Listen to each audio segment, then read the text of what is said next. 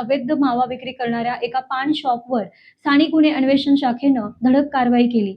या कारवाईत सुमारे 5,925 रुपयांचा मुद्देमाल जप्त करण्यात आला असून सोहेल रुस्तुम मकानदार वय 29 राहणार सावित्री कॉलनी यादववाडी याच्यावर गुन्हा दाखल करण्यात आला आहे। मिळालेल्या माहितीनुसार शिरोली फाटा ते सांगली फाटा दरम्यान असलेल्या सर्व्हिस रोडवरील द पान शॉपमध्ये अवैध पदार्थांची विक्री होत असल्याची माहिती स्थानिक गुन्हे अन्वेषण विभागाच्या पोलिसांना मिळाली होती।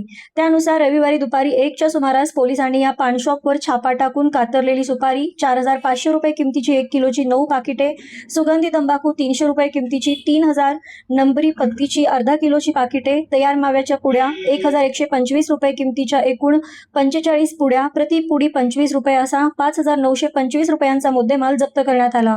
मकानदार याने कोणत्याही प्रकारचे वैधानिक इशारे किंवा लेबल नसलेला आरोग्यास घातक असा सुगंधी तंबाखू व मावा तयार करून विक्री करत असल्याप्रकरणी याबाबतची फिर्याद महेश बाळोसो आंबी, स्थानिक गुन्हे आणि अन्वेषण शाखा कोल्हापूर यांनी शिरोली MIDC पोलीस ठाण्यामध्ये दिली।